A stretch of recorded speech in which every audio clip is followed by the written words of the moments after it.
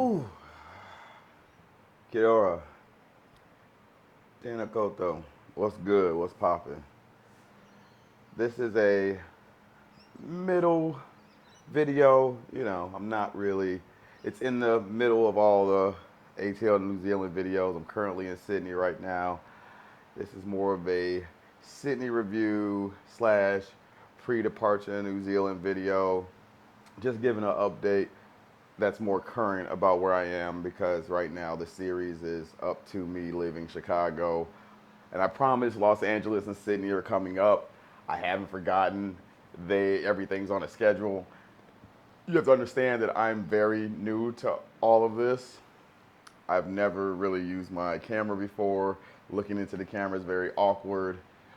All of this is new for me. I'm learning DaVinci Resolve and how to edit, and so it's taking me a minute. I can't pump out videos like other YouTubers because, well, I have a day job, I have things to do. I'm trying to enjoy wonderful, rainy Sydney, and it's kind of hard to try to juggle everything, but I felt like everybody deserves an update and knows where I'm at and what's going on. So, I love Sydney. This place is amazing. The city is amazing. I love the people. The food. Oh my God, the food. Everything from the Nepalese dumplings to even going to McDonald's, which, by the way, McDonald's in America tastes like yoga mats compared to here. Like, speaking of yoga mats, Subway is so much better here. Everything is just better from the people, places, events, the zoo. Oh my God, the zoo was incredible. That video is also coming up. That'll probably be like sometime in mid to late April because I have a lot of Sydney content to put out and edit and cut and color grade and all of those things that matter. So I just want to address where I'm at currently. Um, it's great here. It's been sort of I don't know what the word is for a positive culture shock, but it's definitely been a positive culture shock just in how not lax because it's still a world city. People still move, get things done. It's wonderful, but it's definitely different for me. Like I went to the so-called hood and ghetto of Redfern, and it looked better than most places I've lived that I was paying, thousand, $1,500 a month in rent for in America. Like this place is amazing. Like your poor areas are better than the middle class areas of America. And speaking of, I spent time with tons of black people. Every black person I would see on the street, anywhere I go, I'd talk to, I'd speak to, I'd greet, I'd strike up a conversation with, and every single one has been phenomenal. I even hung out, my first night here, I hung out with some German immigrants that had moved here for work visas and for school, and we just had beers in the park and drank and talked and went to the pub. It was wonderful. I met the indigenous black people from, Torres Strait Islanders. They've been wonderful. I've enjoyed every minute I've been here.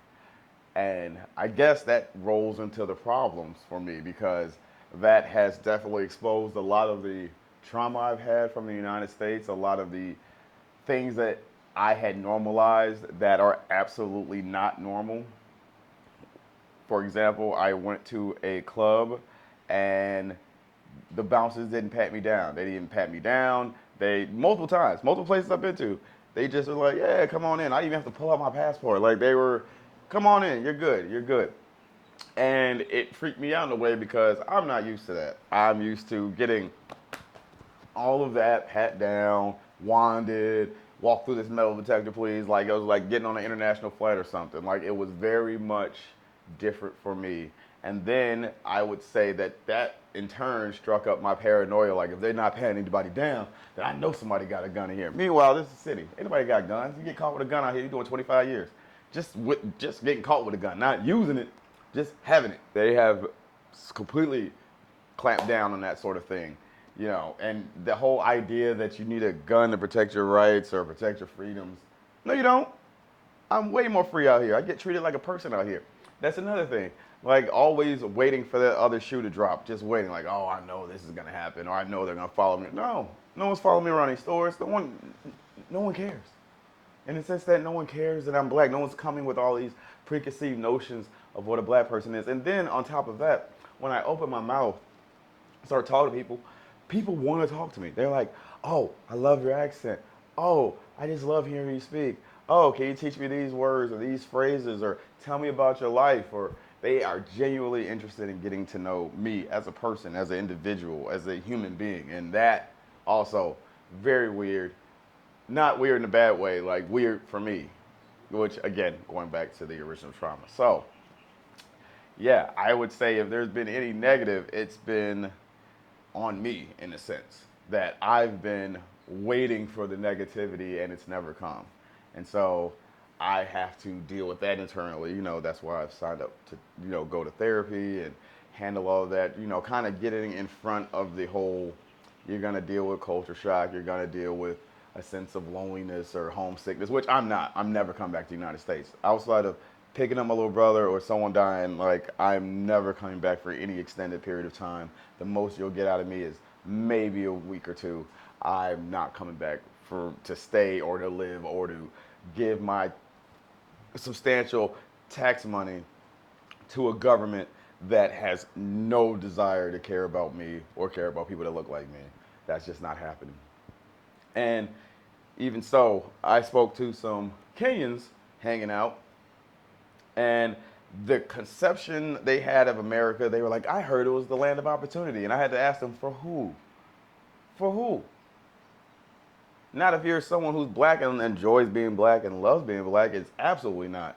Like, it is absolutely not. And I understand very much so that I'm the exception to the rule. I don't tell people, oh, you just work hard and try hard, you'll make it to the top. No, you can work hard. I've watched so many people work hard and try hard in life and never make it and never even get close to sniffing the middle, let alone the top, just because of how America's designed. It's not. It's not made for people of color who have pride in who they are to win. Absolutely not. It's made for the type of people who say Haitians stay home, but Ukrainians come on in.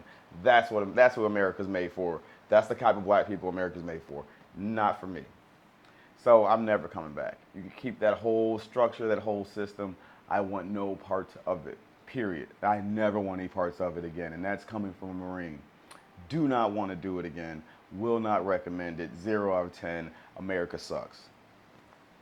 And it's given me so many different complexes about who I am as a person and what it means to be a person and what it means to be treated as a full human being that I could never even imagine going back. But speaking of going places, I leave for New Zealand in 5 days on Friday. Gonna fly to Auckland from here and then from Auckland to Wellington. I thought about renting a car, but I'm still kind of iffy on this whole left-hand drive thing in the sense that I feel like I'm gonna die because I absolutely still look left and then right instead of right and then left, mostly because I was raised for 36 years to look left and then right before crossing the street. So now when I'm crossing the street, I'm just looking everywhere. I'm like, oh, where's the cars coming from? Because I'm just so paranoid that I don't know which direction cars are coming from anymore. And so it's just broken my brain. So I would say if you're going to travel to anywhere that has left side drive, definitely wrap your mind around the concept of unprotected lefts instead of unprotected rights and vice versa. For protected turns, wrap your head around the fact that cars are going to come from the right and then the left when you're crossing the street. Cars move technically slower here in a lot of places because they use kilometers and not miles. So you're like, oh, it says 40. They mean 40 kilometers, which is like 27 miles an hour, not, 40 miles an hour. So don't get a speeding ticket if you do decide to drive. Also, I can't think of anything. Oh, yes, to travel to New Zealand. So since I'm leaving Friday, I have to get a PCR test within 48 hours. I don't have to isolate, but I do need to take a rapid antigen test on day 0 and day 5. And if I test positive, then I have to spend a week in isolation and all that jazz. So I've been kind of keeping it low key for the past week, just so make sure I don't have it. And if I do have it, I don't get sick. I've always been wearing my mask. That's another thing too. Here, everybody's wearing their masks out here. You really don't see people, flouting the rules like that because it's an actual stable society, unlike the United States where it's full of idiots. You don't have to worry about stupid people spouting stupid things to you like that out here. You don't have whole tent cities of homeless people out here. You actually have a government where, as much as people complain about it and Scotty Morrison, this government actually cares about people. You know, so if you're one of those people that are like, oh, I don't want to take the vaccine, but I want to travel the world, stay home. You're exactly where you need to be, and that's right with the rest of those dummies in America. You don't need to be anywhere else. Right in your hometown with the rest of you idiots. Stay there. But I'm looking forward to New Zealand. I waiting to move into my place in Wellington. I've already copped a new TV, new monitor, doing all the things I need to do to make Wellington my home before I actually get there for it to be my home. And just trying to take care of all those things.